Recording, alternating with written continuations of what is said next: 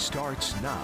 Thanks for joining us on Newsmaker Saturday. I have known and covered Congressman Raúl Grijalva dating back to our days in Tucson when he was on the TUSD school board, later on the Pima County Board of Supervisors, and eventually elected to Congress in 2002.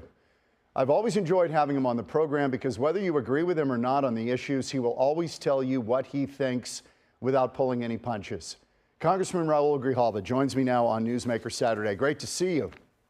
Great to see you again, John. Good to see you. Hey, I'm glad you're feeling better. I know you battled COVID a couple of times now. This thing, I had it too, and it knocked the hell out of me. Really did. It's a reality, and I worry, you know, as you look at hospitalizations, I think that's the key issue, John. As you look at it and you realize that 85% plus of hospitalizations are for unvaxxed individuals, and of the 15% that are vaxxed, and those are people with pre-existing, older, and unfortunately very young people and kids. And so this is a real thing. And the whole booster program with the vaccines, what it did for me in the second round of COVID that I got on this latest strain was a very mild couple of days of flu. That's the difference. My first experience was just like yours. It knocked me out. Yeah, it's tough. Hey, let's talk about some issues going on right now. Let me start with the border. And this to you, I know, is personal because your father came over in the 40s on the Bracero program, which allowed migrants to work in this country and return home if they wished. Yes. What do you make, and we'll show some video of the border situation. This was during the border surge with Haitians. You know, this stuff to a lot of Americans, Congressman, just doesn't make sense. They love immigrants. We're an immigrant nation, but the unbridled kind of unchecked immigration, I think to a lot of Americans just doesn't make sense. And the images that one sees, you know, the people in the Haitians under the Del Rio Bridge, the asylum seekers at our border here in Arizona and in Texas, many, you know, the vast majority coming from Central America. These surges that occurred also at a time when the political instability in these countries was horrible, and economic situation was dire, and we cannot ignore the environmental catastrophes that have happened in Central America. What happened with the hurricane in Haiti and other parts of the Caribbean, where you see a surge of people seeking asylum here. That surge is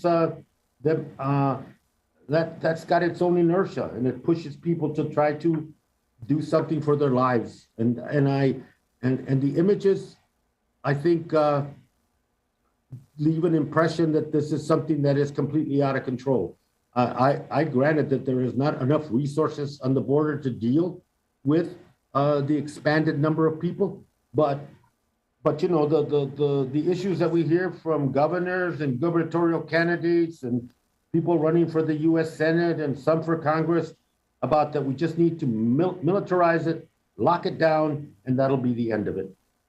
Not true. You don't buy it. That is not going to solve the situation at the border. What's going to solve the situation is a comprehensive approach, and that is not seem to be coming out of the United States Senate. A comprehensive approach is something that even the Biden administration is having trouble trying to implement something comprehensive. By comprehensive, you mean security? Yes, that has to be part of it. But it also has to as you know, and everything that's there and resource and invest in the borderlands, begin to stabilize the economies in those regions, and begin to put the resources behind how you process, how you identify, how you certify asylum seekers, refugees, and how you deal with that consequence that's going on worldwide, that we really don't have control over what those other extremities are going to be. Well, as you know, in Yuma, I think you had 800 people from India cross illegally into the U.S., into Yuma. That was in December. Then, you know, in El Paso, they had 500 migrants from Turkey crossing. I mean, I think I know there are a lot of people who are down on America in this country who say that we're flawed and we're deeply flawed and all of that. But people from around the world seem to keep wanting to come here. Is there any limit to that in your mind? Should we be controlling it in terms of knowing who's coming, having a process, or do you think we can assimilate these folks? Without a process, you can't control it. Without a legitimate legal process that deals with credible fear, that deals with the humanitarian crisis at the border, and that's what it is, and that deals with the labor demand on the part of this country for workers, that is the process that needs to be fixed as well. And in the home countries, we need to invest in them so that people don't feel that there's a need to flee their country in order to sustain themselves and their families. We continue to be an immigrant nation. That's not going to change. Our history is defined by that very important addition to the history of this nation. That's not going to change. Yeah, and I think that can we assimilate and integrate people into this nation of ours? We've been doing it. And, I'm first generation, second, third, fourth generation of immigrants that have fully integrated into society, just like I have. That is not, the assimilation process is not, to me, the issue. The issue is the process of which you approach this issue. Yeah, the thing is, Congress has been talking about and fact-based, and that's not what we're doing. Yeah, Congress has been talking about this forever. Rhetoric and not dealing with the problem. Congress has been talking about this forever. We can't seem to get it done. Let me ask you about Ukraine right now. We're on kind of almost a war footing. The president's backed it off. I know you have been very suspect about incursions into other countries. You even opposed under President Obama incursions into Libya and Syria. Are you comfortable with this Ukrainian situation, or are you worried that the drum beats of war are going and we're going to end up in something over there? I worry tremendously about the saber rattling that is going on now.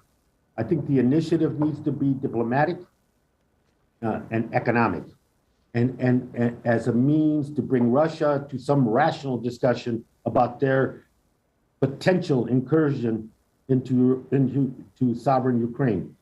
Those issues are what's driving this, but I think it's a diplomatic approach. I think saber rattling and beginning to beat those drums. We have been, we were 2 decades in Afghanistan and finally doing that pullout. And the consequences of that it returned basically to the condition that it was prior to our 20 years of occupation there. And the loss of both human and financial treasure from that war. And I would urge caution. I would urge diplomacy.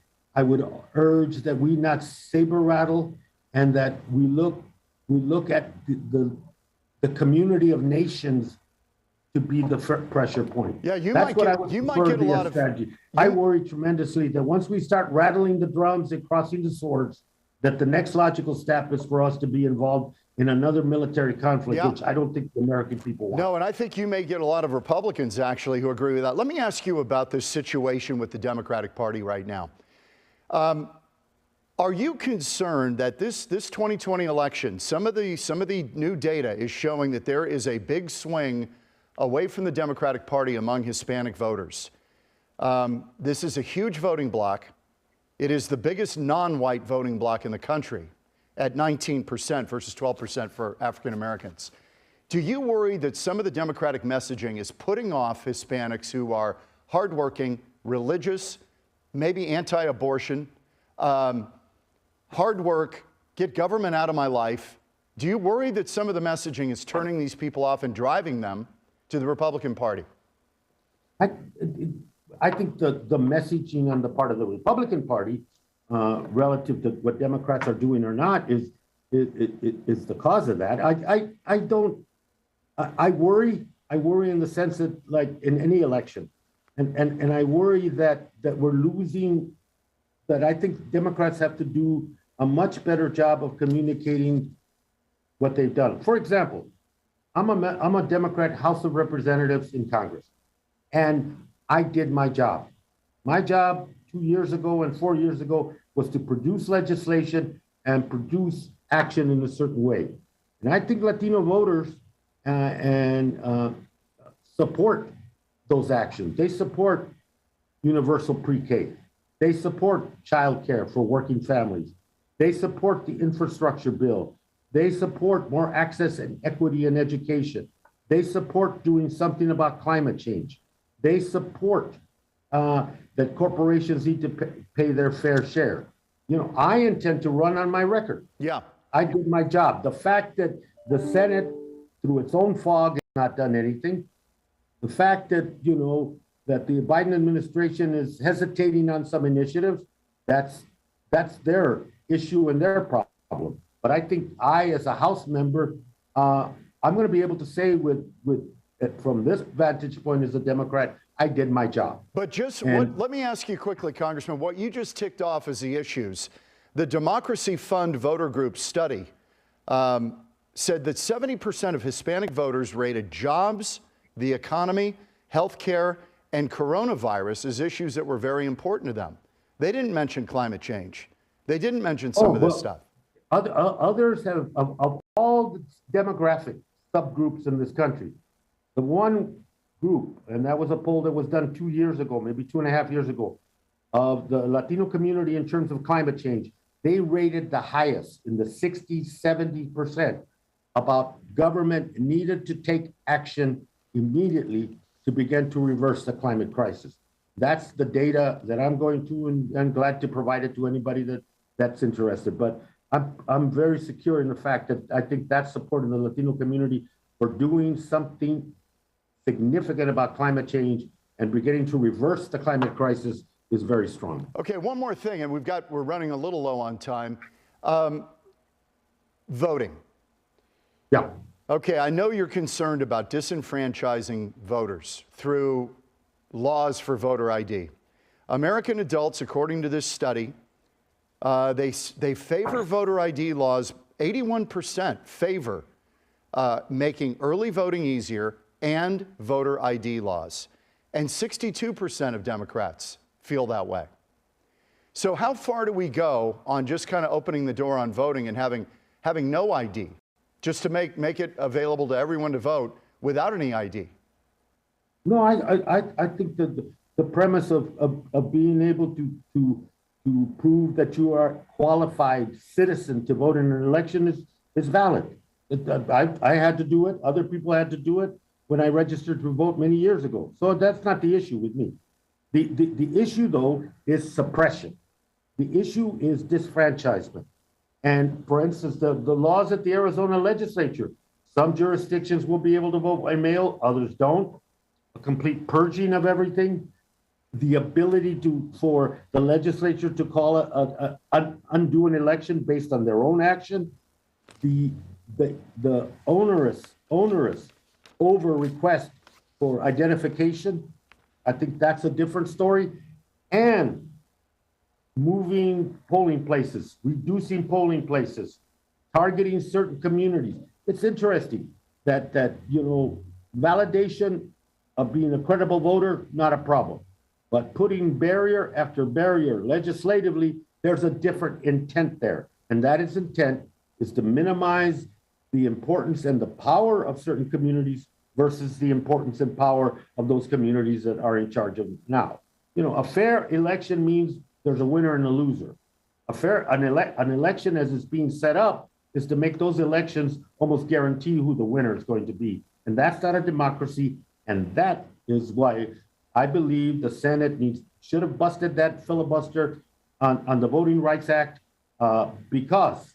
simply because if there is anything else that drives this democracy of ours, it's the one person, one vote, and that everybody that is eligible to vote should vote, have the right to vote, and making that access available, open, and to everyone is the key. Doesn't mean that anybody can vote. It means that those that are eligible, no other barriers are put in front of them. And that's what the Arizona legislature is doing, is putting barriers in front of voters. On that score, one more thing I have to ask you, because you work with her in the Arizona delegation. Can you comment on the what some view as a conversion of Kyrsten Sinema?